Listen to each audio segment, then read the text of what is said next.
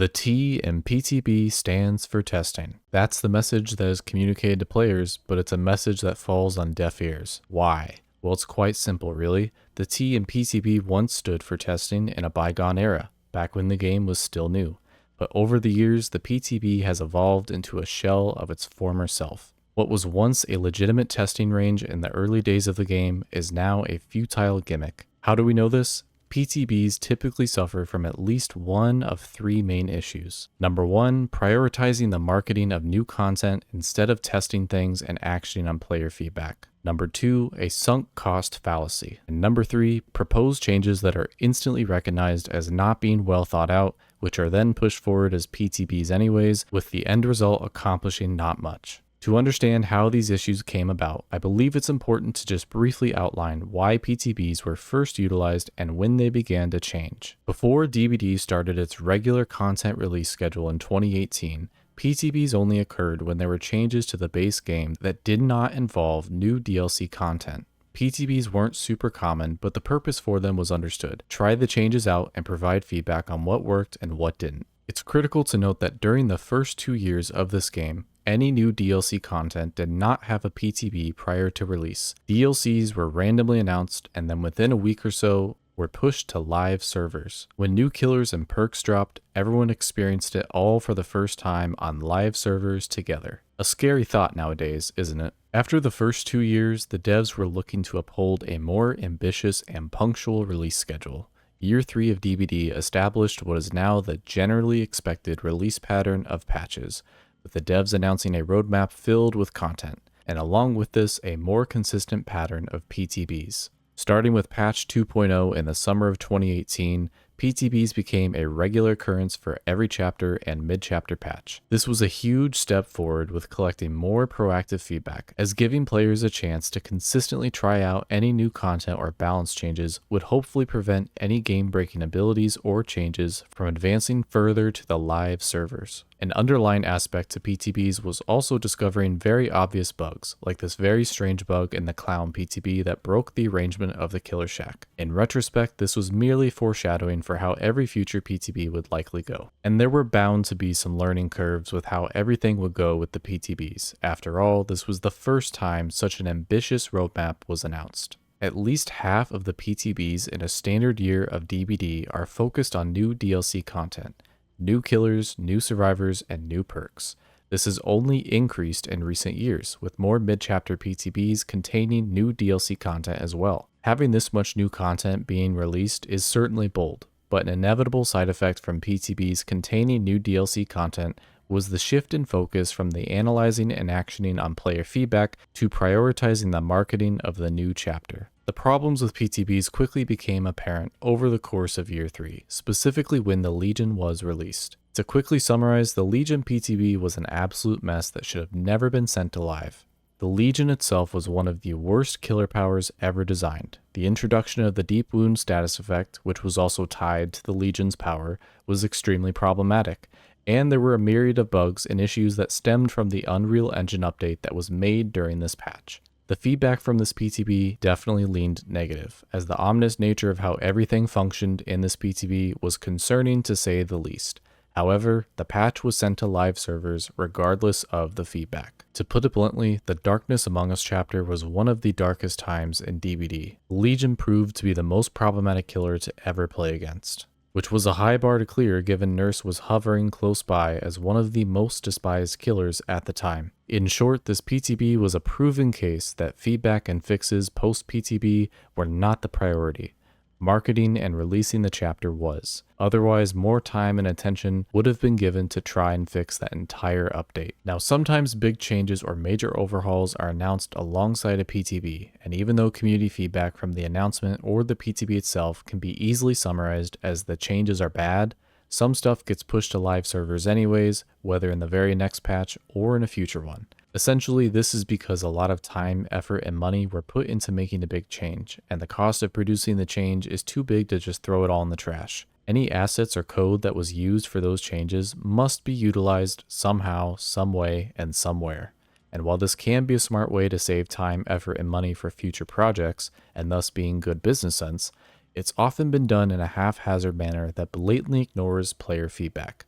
There have been plenty of changes made over the years that have involved parts and pieces from previously proposed changes. But did I mention that sometimes the unpopular changes are just pushed to live servers anyways, regardless of player feedback? The 4.5 PTB is an infamous example of this. With this patch, the in-game HUD was completely overhauled, as well as the survivor locomotions.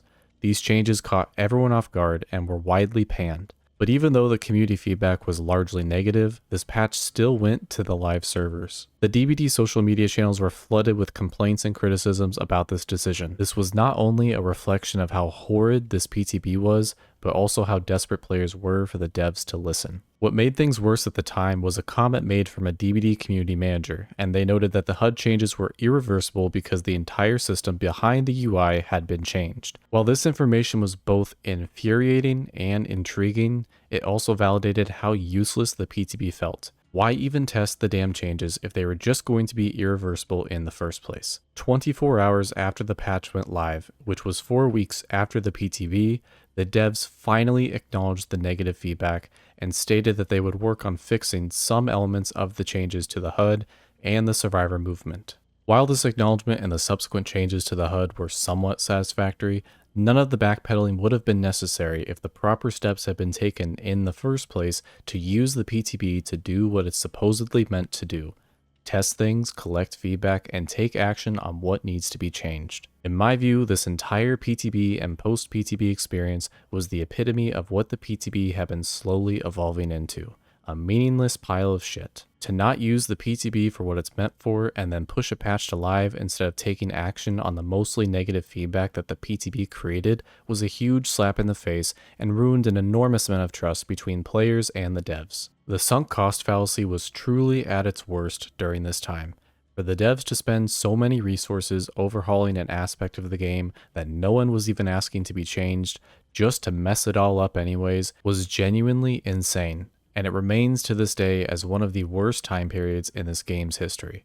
After a PTB experience like this, there's an understandable feeling of apprehension whenever new changes or PTBs are released, which makes me wonder if newer devs are even fully aware of how bad it was only a few short years ago. And if they are aware, then one would think they'd understand why players react the way they do when new changes or PTBs are announced. Now, sometimes balancing changes aren't radical enough to warrant trying them out in PTBs, as reading the patch notes is typically enough to get an understanding of how good or bad the changes will be. And then there's times where changes being presented are so extreme that they're just laughably bad. In other words, when changes being presented are obviously not going to work or be well received, but the PTB is greenlit anyways for a pointless round of testing. The recent anti-tunneling PTBs exemplify this issue, as a lot of the proposed changes feel like they need revising before even greenlighting a serious test on a PTB. But even if there's some changes that are just outright strange or bad, the PTB is for testing, right? Well, that's exactly the problem. It should be for testing, yes. However, some of these recent patches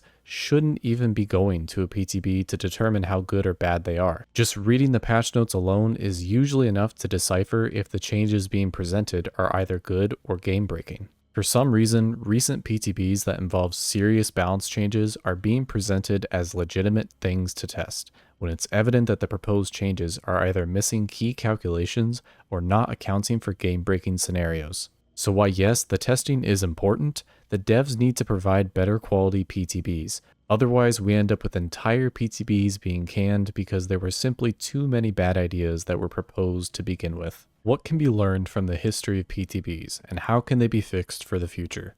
The history speaks for itself. Marketing is prioritized over testing, some major overhauls are pushed to live regardless of player sentiment, and some proposed changes are so bad that they end up wasting everyone's time in the process because they were just never going to work in the first place. PTBs have a troubled past that proves feedback and testing can be pointless, while the more recent PTBs end up testing changes that just waste everyone's time. Sure, when obviously bad PTBs don't make it to live, it's good that player feedback was heard and something is actually done. But it all could be avoided in the first place if the devs used PTBs for legitimate testing months before they even try bringing something to live. If these anti-tunneling changes were done in a random PTB like 6 months ago or so, this would have given them so much more time to refine what worked, remove what didn't, and then try another PTB later on. And then if another PTB is needed after that, repeat the same formula. Then once the changes land in a good spot, the patch can finally be sent to live. All of the PTB examples I detailed in this video were summarized through a combination of my own recollections from experiencing the PTBs in real time and also when looking through community feedback at the time. I believe the highlighted PTBs best represent the problems with the PTB format, as they marked important milestones in the way PTBs have been handled. I would love for PTBs to be used for more legitimate testing one day. The last minute PTB weeks before a patch is supposed to go live is too short of a timeline. In order to allow more time for issues to be fixed and game-breaking powers to be rooted out, PTBs have to happen way sooner. I doubt this will ever happen given the time crunch this game has with its release schedule, but with the current schedule, it's no wonder issues continue to plague the game. I hope you enjoyed this PTB rant. That's all I have for now. Thanks for watching.